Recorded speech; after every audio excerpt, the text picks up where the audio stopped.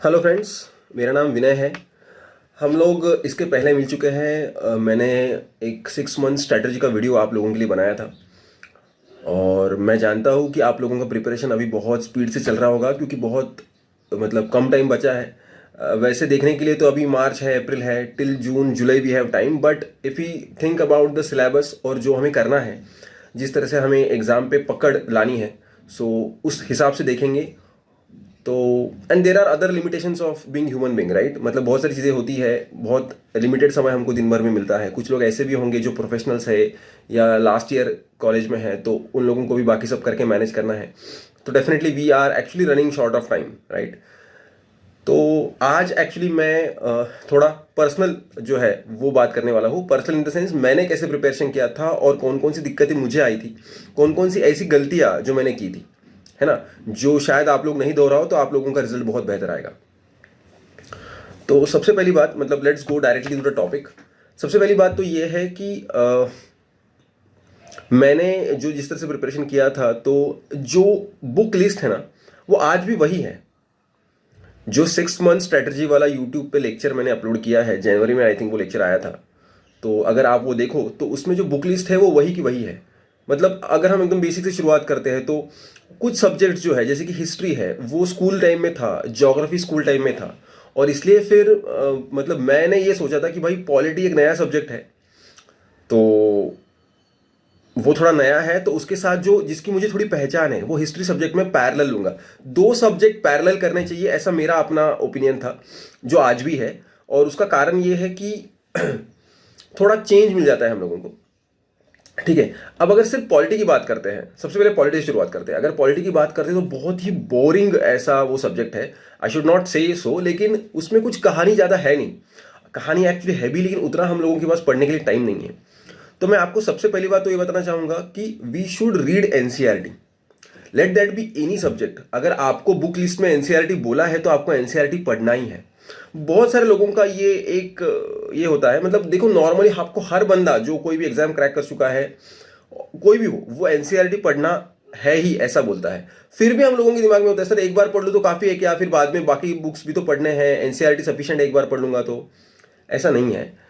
NCERT जो है आपको बार बार पढ़ना है, रिवाइज करना है। एनसीईआरटी से डायरेक्ट सवाल आते हैं, एनसीईआरटी आपकी कंसेप्ट क्लियर करती है। एनसीईआरटी वो बुक नहीं कि एक बार पढ़ के मैंने साइड में फेंक दिया और अभी मैं मेन बुक्स पढ़ रहा हूं। ऐसा कुछ नहीं होता है कि एनसीईआरटी जो है सेकंड स्टैंडर्ड बुक है, मतलब सेकेंडरी है और प्राइमरी बुक्स ये है। एनसीईआरटी भी प्राइमरी बुक्स है, so you have to revise it again and again. और ये शायद मैं भी उस वक्त यही सोचता था, लेकिन हमारे जो सीनियर्स थे उन्होंने हमको बताया था कि भाई एनसीईआरटी है ना, उसको पकड़ के रखना।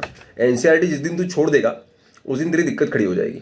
और इसीलिए मैंने एनसीईआरटी को हमेशा पकड़ के रखा। तो सबसे इंपॉर्टेंट बात क्या है कि एनसीईआरटी पकड़ के रखना मतलब क्या। एनसीईआरटी मैंने किताब पढ़ ली, उसके बाद मैं उसको रख देता हूँ और फिर लक्ष्मीकांत सर की किताब पढ़ता हूँ या और कुछ पढ़ता हूँ। लेकिन ये समझना जरूरी है कि जो मैंने पढ़ के रख दिया है, मतलब now I am talking about the revision cycle, जो कि बहुत इंपॉर्टेंट है, late that be any subject. ठीक है ना, अगर मैं एनसीईआरटी पढ़ रहा हूं तो उसको तुरंत रिवाइज करना जरूरी है। अगर आप लोग ये सोचते होंगे आज भी, मतलब मैं बार बार अपने वीडियोस में बताता हूं, फिर भी मुझे लगता है कि बच्चे वैसे के वैसा करते हैं क्योंकि उनको एक प्रेशर होता है कि एक बार मैं फर्स्ट टाइम सब कुछ फिनिश कर लूं। वी आर नॉट मशीन्स की मेमोरी में एक ड्राइव में आप डाल दो फिर क्लिक करके निकल जाएगा। हम लोगों का ये जो है ये कंप्यूटर से भी आगे वाला है, लेकिन उसका ऑपरेट करने का तरीका अलग है, उसको रिविजन की जरूरत है। तो इसके लिए क्या करना चाहिए, तो मैंने क्या किया था, मैंने डायरी बनाया था, ये ऐसा वाला डायरी, एक छोटा, बहुत छोटा नहीं, ऐसे साइज का एक डायरी, जिसपे मैं हर एक पेज पे लिखता हूँ कि भाई आज मैंने क्या किया, है ना। और फिर जो मुझे करना है, जो कुछ मुझे करना है वो मैंने फर्स्ट हाफ पेज पे लिखा।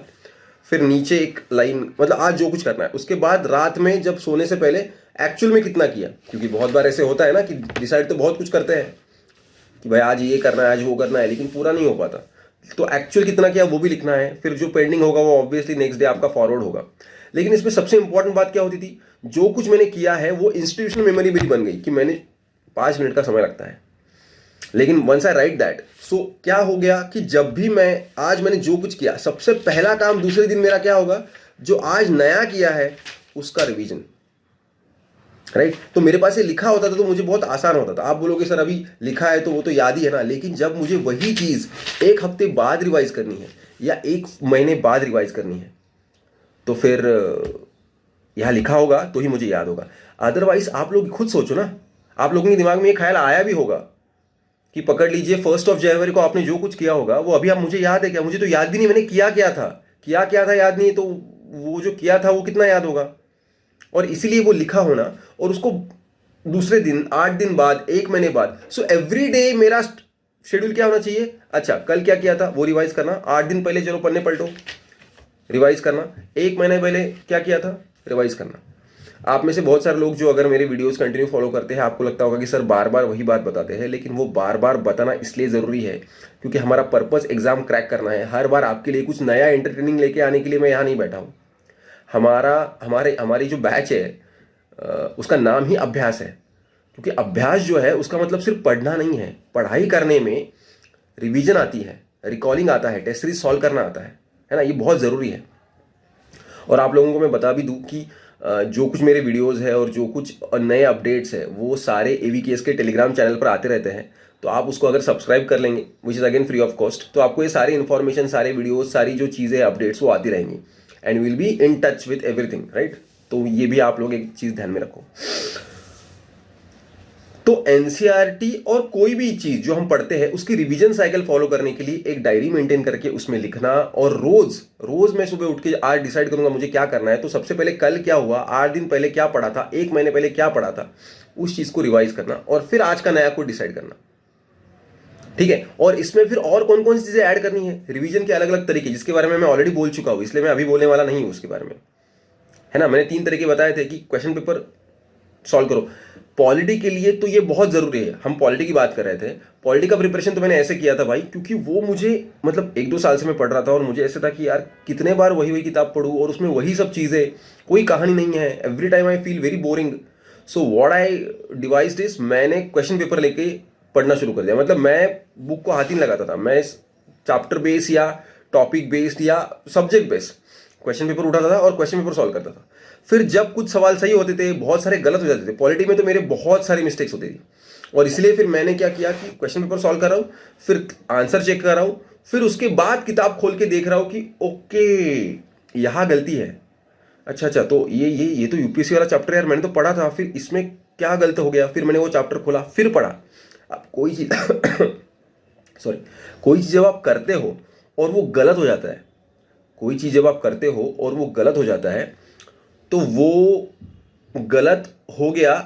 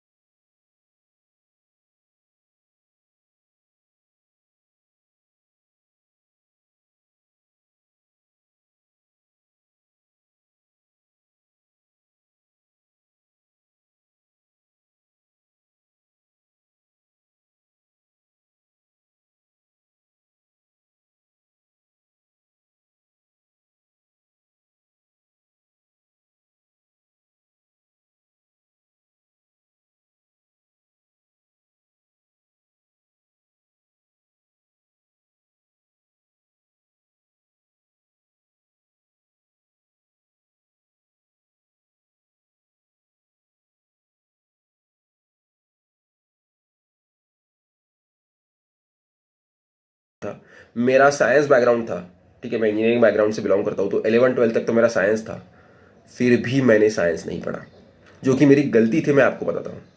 और ये गलती आप लोग मत करो। मैं जानता हूँ कि मेरा लेक्चर देखने वाले बहुत सारे ऐसे लोग हैं जो आर्ट्स फैकल्टी से, कॉमर्स फैकल्टी से बिलोंग करते हैं, उनको साइंस के नाम से भी काँप जाते हैं वो। फिर भी मैं आपको ये बोलूँगा, एटलीस्ट क्या करो, एटलीस्ट पिछले 10 साल के क्वेश्चंस एक बार देख लो। एटलीस्ट क्या करो कि आपको अगर बायो बहुत मुश्किल जा रहा है तो एटलीस्ट केमिस्ट्री देख के जाओ, केमिस्ट्री मुश्किल जा रहा है तो एटलीस्ट फिजिक्स देख के जाओ, एटलीस्ट एक subject, even though it's very difficult, आपको हर पूरा का पूरा कंसेप्ट याद नहीं आ रहा, समझने में दिक्कत हो रही है, कोई दिक्कत नहीं है, बहुत टाइम भी उसमें बर्बाद मत करो, क्योंकि फिर आपको लगता है कि सर ये तो हो नहीं रहा, फिर मोरल भी डाउन हो जाता है, क्योंकि भाई हम लोग, फिर एक बार, हम लोग मशीन नहीं है ना, हम लोग, हमारा मन जो है वो काटने लगता है, हमको बोलता है कि अरे नहीं। और इसीलिए फिर दिक्कत ये हो जाती है कि it's not good thing, right. और इसीलिए फिर हम लोगों को क्या करना है कि थोड़ा थोड़ा वक्त लेकिन उसको देना है। मेजर सब कुछ पढ़ते रहो अपना, history, geography, polity, 2 subject parallel, science का लेकिन स्पेशली टू दो स्टूडेंट्स जो साइंस बैकग्राउंड से बिलोंग नहीं करते हैं, है ना। बायोलॉजी की जो टर्म्स इतनी सब भयंकर होती थी, लेकिन फिर भी कुछ चीज़ें जो रट्टा मारने जैसी थी, मैंने वो थोड़े बहुत की थी, लेकिन मैंने बहुत नहीं की थी, लेकिन आप लोग करो। मैं आपको ये रिकमेंड करता हूँ कि पुराने क्वेश्चन पेपर्स देखना, पुराने क्वेश्चन पेपर्स देख के आपको ये अंदाजा आ जाएगा कि ओके मैक्सिमम इस चैप्टर से सवाल पूछ रहे हैं, या इस चैप्टर से कुछ ना कुछ तो पूछ ही रहे हैं, तो वो चैप्टर करके जाओ। फिर सेकंड नंबर पे इस चैप्टर से पूछो, वो करके जाओ। हो सकता है शायद नहीं पूछे, लेकिन बिल्कुल प्रिपेयर करके नहीं जा रहा, इट्स नॉट गुड। दूसरा, उसके रिप्लेसमेंट में मैंने ये किया था कि साइंस डे का करंट अफेयर्स लेकिन मैं करके गया था। मुझे जो स्टैटिक पार्ट है वो बिल्कुल पसंद नहीं था, तो मैंने वो छोड़ दिया था, लेकिन आई am telling you that was my mistake. So what I want you to do is, please don't repeat that. Please read the static part of science too. Current affairs आपको करना ही है, तो हमारे यहाँ AVKS का टेलीग्राम चैनल आप join करोगे तो वहाँ भी आपको करंट अफेयर्स मिलेगा। उसके अलावा भी आप कुछ करंट अफेयर्स फॉलो कर सकते हो, लेकिन please keep on doing it, and सबसे important keep on revising it, है ना। दूसरी एक इंपॉर्टेंट चीज कि पेपर 2 जो है वो पेपर 2 पैरेलल करने वाली चीज है। ये मैंने किया था, लेकिन मैंने एक गलती की थी कि मैंने टेस्ट सीरीज ज्वाइन नहीं किया था पेपर 2 का, and that was my blunder.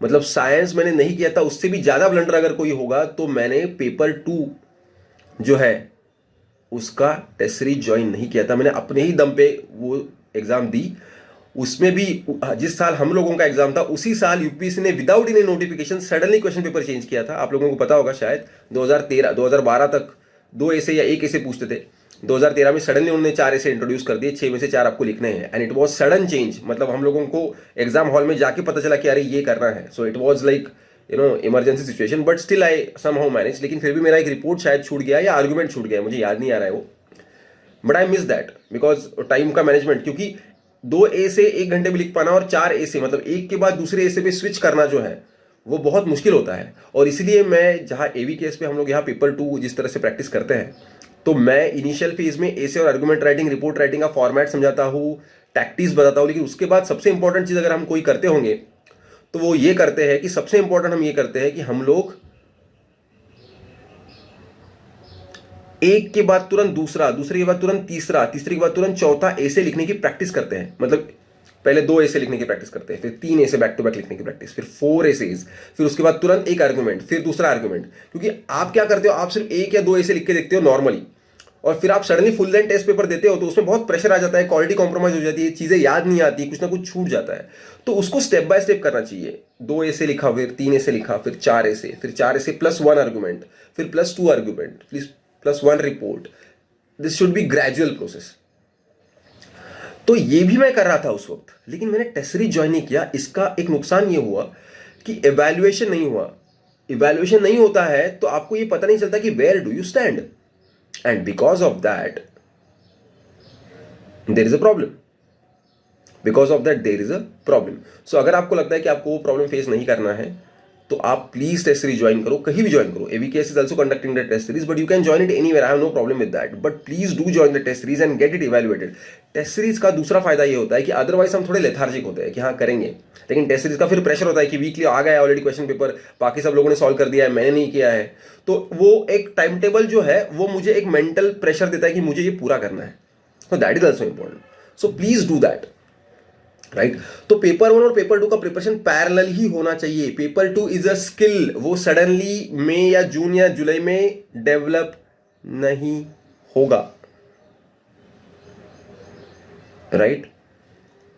वो सडनली उस वक्त डेवलप नहीं होगा, और इसीलिए आपको क्या करना होगा, आपको अभी ये करना होगा।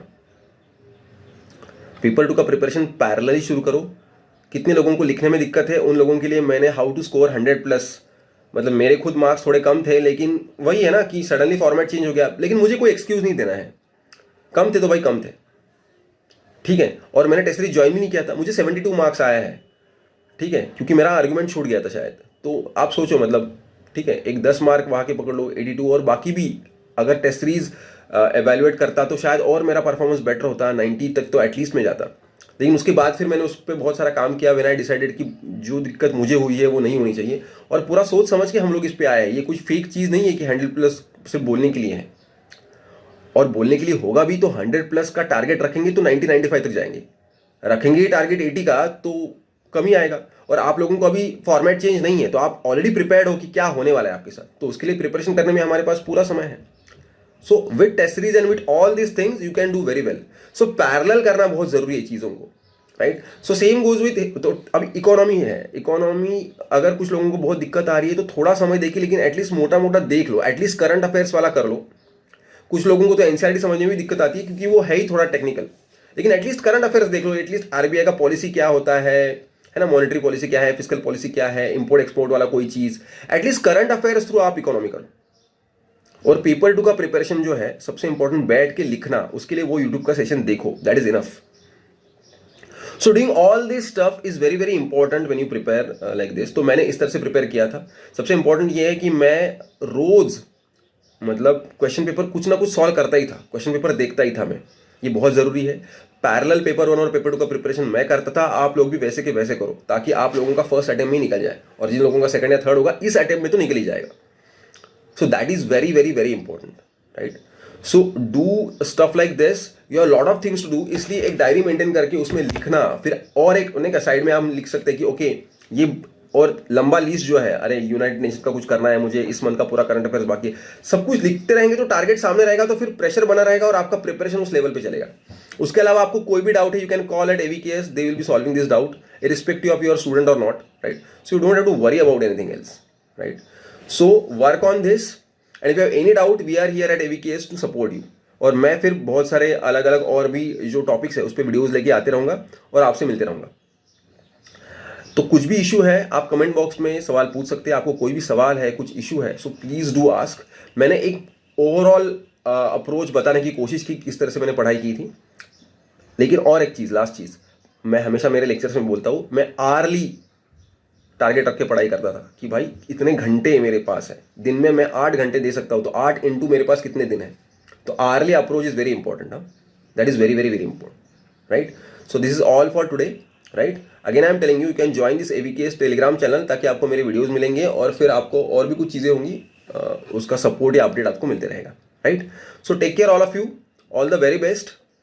एक बात हमेशा याद में रखना, ये जो 6 महीने हैं, इन 6 महीनों में ये सारी जो टैक्टिक्स मैंने बताई है ना, उससे भी ज़्यादा इंपॉर्टेंट बात क्या है पता है? पागल हो जाना। You should be the embodiment of this exam. मतलब बाकी कहाँ क्या चल रहा है उससे आपको कोई लेना देना नहीं होना चाहिए, अपार्ट फ्रॉम दैट कि वो करंट अफेयर्स में आपको आएगा। आपको कोई फर्क नहीं पड़ता, आपका कोई खुद का ओपिनियन नहीं है कि कहाँ क्यों क्या कैसे हो रहा है। You are just bothered about, you are just focused about one bloody exam, that's it. You should be mad, मतलब आजू बाजू के लोगों को समझ में आना चाहिए कि ये कुछ अलग, आज ये कुछ मतलब ये नॉर्मल नहीं है। और ये दिखाने की बात नहीं होती, वो अपने आप आती है, because you are completely into exam. आप खाते हो सोते हो इसलिए क्योंकि आपको रिफ्रेश होके कल पढ़ना है। आप इसलिए नहीं सोते हो क्योंकि आपको मजा आ रहा है। आप इसलिए खाते हो क्योंकि न्यूट्रिशनल फूड होना चाहिए ताकि आपका perform, whatever you do is doing for exam. So if your approach is like that, things will be in your way, trust me, right? All the very best, I will see you soon, okay? Take care, keep on preparing, keep on motivating yourself. If there is anything you can write in the comment box. All the very best. चलिए, bye bye. जय हिंद.